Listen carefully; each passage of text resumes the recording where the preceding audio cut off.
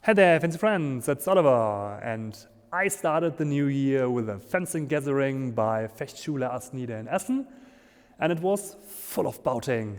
And I also gave a quite nice little workshop on FC Christmanns Ramassements, a military sabre. Ramassements clear the line of attack, and Christmann have lots of them, but we focus on 4 of them, and all 4 came from parry positions. So I demonstrated the parries first. I will link you a video right above, and we jump now right into the Ramassements and start with the forcierte Contraprime. Und ich habe euch gesagt, das Parieren ist das Wichtige, weil das Parieren geht jetzt über in die Ramassements, weil jetzt steige ich ein mit den Angriffen, wie sich gewünscht war. Und dann gucken wir mal, wie weit wir das hinkriegen. Ja, mit Leuten, die halt nicht gewohnt sind, so zu fechten. Deswegen ist es immer ein bisschen schwer, Christmann auf Seminaren zu unterrichten, Christmann Themen auf Seminaren zu unterrichten, die halt für fortgeschrittene Fechter sind, die aber die körperlichen Voraussetzungen noch nicht trainiert haben. So. Aber wir kriegen das alle hin, wir werden auch trotzdem viel Spaß haben. Und zwar habe ich euch gezeigt, dass das hier eine Primparade ist. Ja? Das heißt, wenn der Simon mal so gut ist und mich angreift, ist das meine Primparade. Ja? Ich habe euch gesagt, bleibt ruhig stehen, ist egal, theoretisch mache ich das. Bumm. So. Und diese Primparade braucht einen gewissen Gegendruck. Ja? Und den erzeugt ihr, indem ihr die Hand erstens dreht und dann noch ein bisschen fester zugreift. Ja? Hebt die Klinge ein bisschen, ist nicht viel, da müsst ihr nicht hier reinschlagen oder richtig den Ellbogen benutzen, wir wollen den Arm lang lassen. Und das erste Ramassement, was wir heute machen, ist die forcierte Prime. Eigentlich ist es die forcierte Contraprime. Ein Ramassement ist eine Technik, die die Linie frei macht, weil, haben jetzt auch Leute gemerkt, wenn ich hier stehe und ich denke mir so, ich gehe mal nach vorne, dann ist da eine Spitze. Und wenn ich hier stehe und ich mache einen Ausfall nach vorne, dann könnte das passieren. Selbst wenn ich hier nach vorne gehe und ich behalte meine Bedrohung aufrecht, ja, und ich mache hier keine Finte, ich muss mich darauf verlassen, er will das Ding parieren und er will nichts Fieses machen. Ja, ich mache mich auf. Ja, der Klassiker ist, with attack comes weakness. Ihr macht euch auf, wenn ihr angreift. Das ist normal. Ja, und da müsst ihr das so ordentlich verpacken, dass ihr keinen abkriegt. So. Und da kommen jetzt die Ramassements ins Spiel. Das heißt, ich möchte diese Linie frei machen. Ja, weil wenn er in meine Stellung geht, ist sie zu. Er kann sich natürlich irgendwie so ein bisschen positionieren, dass er denkt so, guck mal, hier ist offen. Das ist aus Versehen. Ja, greif mich da mal an. Das ist eine klassische Einladung. So, was wir jetzt machen ist, wir räumen die Linie weg mit einer forcierten Contraprime. Dafür. Contra heißt das ganze Ding nur, weil ich ja außen anliege. Ich muss einmal um die Klinge rumgehen. Ja? Wenn ich hier um die Klinge rumdrehe, ist es eine Kontrabewegung.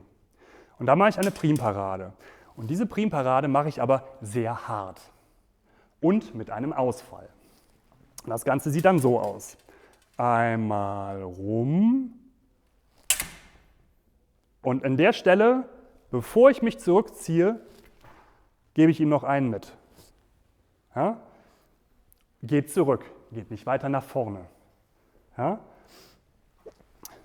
Also einmal, wir gehen rum und dann kommt hier der Schlag, der wird hier nicht viel bringen, deswegen ausfallen.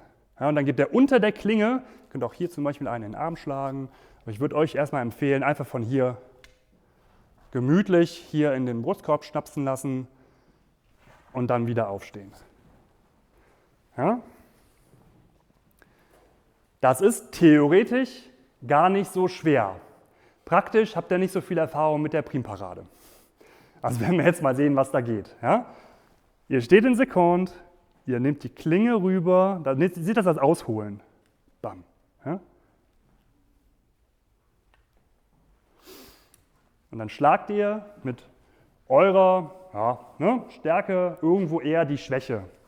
Das heißt, ihr habt irgendwie hier so eine Bindung, ja, nicht mit der Schwäche, eher mit der Stärke und dann eher die Schwäche treffen. Irgendwas im vorderen Teil mit irgendwas im hinteren Teil, das würde heute vollkommen reichen. Ja, 1, 2, bumm, Deckung. Ja, zurück und Waffe wieder hoch. Falls er nämlich nach hinten ausweicht und nachschlägt oder in euren Angriff reinschlagen möchte, seid ihr schon mal weg. Das ist wichtig. Okay, probieren wir es aus? Wir haben also jetzt diese forcierte, also stärkere Contraprime-Parade gemacht und die als Ramassement benutzt, um die Klinge aus der Linie zu bringen. So, jetzt stellen wir fest, hey, das ist eigentlich eine super Sache. Was ist denn, wenn ich anders angreifen möchte? Und ich will die Klinge wegbringen, aber ohne mir hier vielleicht auch noch diese Blöße zu geben. Also nehme ich einfach die forcierte seconde. Ich sehe jetzt nicht Kontra, ich muss nicht über die Klinge. Und dann stelle ich fest, ja, ist schwer, lässt sich nämlich schwer, wir sind schon in einer Art Bindung, lässt sich schwer harter Druck aufbauen. Ja, kommt nachher noch zu chassierenden Sachen, aber hier an dieser Schlag, der funktioniert einfach super, super, super schlecht. Ja? So, und wenn ich, kommst du mal ein bisschen nach vorne, einmal die Klinge. Ja, und deswegen haben wir an der Stelle nicht die forcierte seconde, die theoretisch das machen könnte, sondern eine forcierte quart, die das macht. Ja? Habt ihr, wenn man hier so richtig schöne krumme Säbel habt, aber wie so eine Schaufel, die das Ganze nach oben schlagen kann. Ja? Das heißt, auch hier würden wir aus der Distanz arbeiten. Und ich mache es jetzt mal in Zweitakter. Ja? Ich drehe den schon mal hier und dann falle ich aus. Und dann schlage ich den hier auf. Schlage den nach und komme zurück. Ja? Wir gehen also hier in eine forcierte Quart, ist aber eigentlich die forcierte seconde. Wir machen ihn nur in Quart, damit die funktioniert. Ja? Egal. So, ihr dürft euch ein bisschen Platz lassen. Der ist eigentlich gemütlicher fürs Handgelenk. Ja? Nehmt euch hier den Platz, in dem Moment, wo ihr den dreht, lasst den nicht hier an der Klinge liegen. Ja? Dreht die Hand so in Quart, dass er kurz diesen Kontakt verliert. Und ausfallen. Ja? Das heißt, ihr seid von hier, bam, ja? Hier hoch. Ja? Es war eben das, jetzt ist es das. Es geht nicht darum, dass das jetzt unbedingt viel einfacher ist. Es geht nur darum, dass es jetzt was anderes ist in euer Handgelenk, das ihr jetzt vielleicht mag, weil es anders anstrengend ist. Ja? Probiert das mal aus.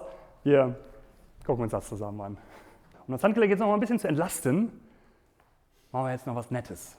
Chassierende Angriffe. Ja? Die sind super easy peasy. Darf ich das Kamerakind noch mal nötigen, dass du einmal ausrichtest für mich. Ja?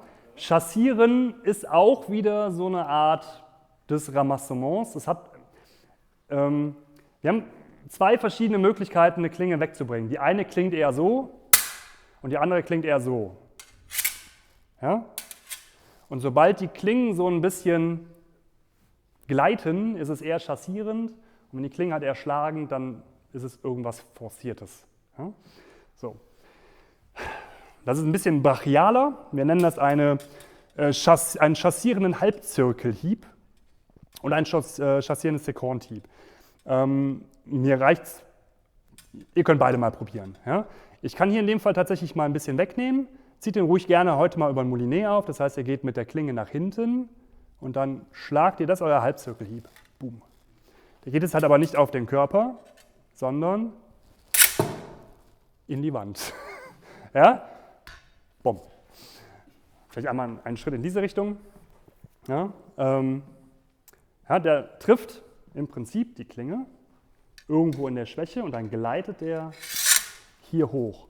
Der trifft so ein bisschen irgendwann die Glocke. Und jetzt ist es mal wichtig, dass der Daumen nicht auf dem Rücken liegt und schon gar nicht an die Glocke grenzt, weil dann schlägt eventuell alles auf die Daumenspitze. Das ist unschön. Ja? Aber ich zeige euch direkt alle drei Varianten. Ihr dürft damit ein bisschen spielen, wenn ihr möchtet. Die ist auch am ungefährlichsten und eigentlich am intuitivsten.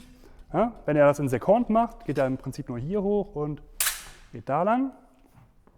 Ja? Aus und raus. Oder ihr sagt euch, weißt du was, weiß ich nicht, geh auf Nummer sicher. 1, 2, 3. Ja? Je nachdem, wie stark er ist. Ihr habt schon mal richtige Bullen oder euer Schlag ist nicht gut. Wenn der Simon mal ein bisschen denkt, da halte ich dagegen, komm hier, da kann ich auch ein bisschen reinparieren. Und dann treffe ich hier, dann komme ich hier nochmal von der anderen Seite hinterher. Aber dann gehe ich wieder in die Schwäche. Ne? Wenn ich hier treffe und er sagt sich, guck an. Und ich mache den schnell und ich komme jetzt von dieser Seite, in die er sowieso gerade zieht, ist gut. Ich will also auf beide Varianten, auf beide Seiten versuchen. Ne? Das heißt auch hier dagegen oder hier rein, parier den mal. Ja? Hier so ein bisschen rein und dann von der Außenseite und ab dafür. Ja. Wichtig ist, ihr braucht wieder an der Stelle entsprechend den Ausfall, ja, weil sonst ist es nur das hier. Und das nix. Ja. Wollt da rein, ziehen, jetzt schlagt ihr den und dabei fallt ihr aus.